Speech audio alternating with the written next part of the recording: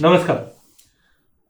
Base metal weekly outlook में आपका स्वागत है। पूरे बेस मेटल पैक की अगर बात करें तो पिछला हफ्ता काफी मिला जुला रहा, जहां पे हमने देखा copper almost flat to positive रहा। जिंक के अंदर 1.5% की तेजी देखी। लेड वैसे भी एक रेंज में ट्रेड करता हुआ दिखाई दिया। एल्यूमिनियम में 1.25% की तेजी दिखाई दी। एज ऑफ नाउ मुझे लगता है कि डेटा सेट की अगर हम बात करते हैं, कोई मेजर डेटा सेट है नहीं, इसकी वजह से मार्केट एक दायरे में चल रहा है। कल के सेशन में हम देखेंगे कि यूएस से जो डेटा आने हैं फ्राइडे को, वो ज़्यादा इम्पैक्ट करेंगे। एज ऑफ नाउ कच्चे तेल की तेजी की वजह से कहीं ना कहीं उम्मीद है कि इंटरेस्ट रेट अब कटेगी नहीं, अब हाइक हो सकती है। डॉलर इंडेक्स भी 99-40 के करीब ट्रेड करता हुआ दिखाई दे रहा है।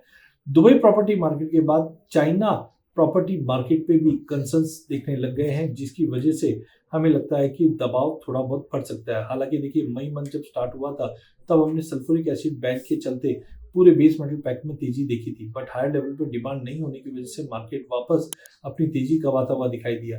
पिछले एक महीने में वैसे देखा जाए तो कॉपर 6%, जिंक के अंदर करीबन 8%, लेड में 3.25% और एल्यूमिनियम में 5% की तेजी देखी गई है। एज ऑफ नाउ जब तक जियोपॉलिटिकल टेंशन चल रहा है, तो ये जो तेजी आई थी वो सल्फ्यूरिक एसिड के कंसर्न्स की वजह से थी। अब यहाँ से मुझे लगता है कि जून महीना एक रेंज बाउंड एक्टिविटी करता हुआ दिखाई देगा। हालांकि लॉन्ग टर्म टर्न अभी भी बेस मेटल में तेजी का ही है, तो बाय ऑन ड्रॉप की रणनीति ही बना के ट्रेड करना चाहिए। तो सबसे पहले अगर कॉपर की अगर बात करें तो इंटरनेशनल में भी हमने देखा प्राइजेस ने 13,000 से 14,000 का दायरा पकड़ रखा है। डोमेस्टिक मार्केट में अभी भी हमें तेजी दिख रही है, बट कहीं ना कहीं आपको बाय ऑन ड्रॉप की रणनीति बनानी चाहिए। जहाँ पे 13,40 के करीब अगर मिले तो लेके चलिए, 13,20 का स्टॉप लॉस लगाइए। एज ऑफ नाउ 13,70 एक इंपॉर्टेंट रेजिस्टेंट है। अगर ये लेवल टूटता है तो हम 1390 से लेकर 1400 तक का लेवल देख पाएंगे। वहीं जिंक की अगर बात करें तो जिंक के अंदर भी सप्लाई साइड कंसर्न्स की वजह से भाव में एक अच्छी खासी तेजी बनते हुए दिखाई दी है। लगभग पिछले एक हफ्ते में 1.5% और पिछले एक महीने में 8% की बड़ी तेजी हमने जिंक में देखी है। टेक्निकली भी अगर हम देखें तो स्ट्रक्चर बहुत अच्छा है, क्योंकि 370 के ऊपर मेंटेन है।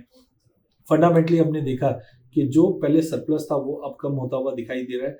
हाँ, डिमांड अभी भी उतनी ज़्यादा पिकअप नहीं है। जो मैन्युफैक्चरिंग नंबर्स आए हैं ग्लोबली वो भी कोई ज़्यादा खास नहीं है। जीडीपी पे दबाव है और कहीं ना कहीं एनर्जी कॉस्ट ही एक ऐसा है जो डिमांड पे डेंट डाल सकता है। बट सप्लाई कंसर्न्स की वजह से कुल मिला के पिछले 3 महीनों में 15% की तेजी अभी तक हमने जिंक में आती हुई देखी।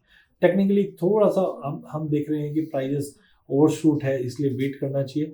नीचे में 365 366 का लेवल जो है वो एक बेहतरीन लेवल रहेगा लेने के लिए। 362 के स्टॉप लॉस से फिर से प्राइस 375 तक मिल सकता है। ध्यान रखिए, अपसाइड थोड़ा सा कैप जरूर है बेस मेटल।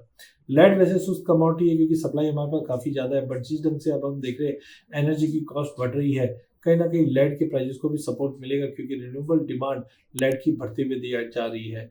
यहाँ पे भी हमने देखा पिछले एक महीने में हमने 3% से ज्यादा की तेजी देखी है, बट पिछला हफ्ता मार्केट बिल्कुल एक रेंज में और नेगेटिव ट्रेड करता हुआ दिखाई दिया।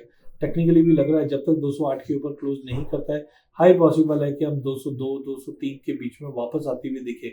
वो एक अच्छा मौका रहेगा लेने के लिए, बट टाइमिंग 202 203 का वेट करना चाहिए। लास्ट में एल्यूमिनियम की अगर बात करें तो अगेन मिडिल ईस्ट में तनाव के चलते हमने देखा कि मार्केट को एक एलिवेशन मिला हुआ है, जो पिछले एक महीने में 5% की तेजी दिखा चुका है। बट बार बार में सीज फायर की न्यूज की वजह से हम देख रहे हैं 400 का लेवल टच नहीं कर पा रहा है। Long term medium term outlook अभी भी स्ट्रांग है, बट हो सकता है अगले एक हफ्ते में प्राइजेस में एक पुल ऑफ आए, क्योंकि एक बेरिश हार्मोनिक पैटर्न बना हुआ है। तो 390 का लेवल टूटता है तो 385 तक का लेवल मिल सकता है।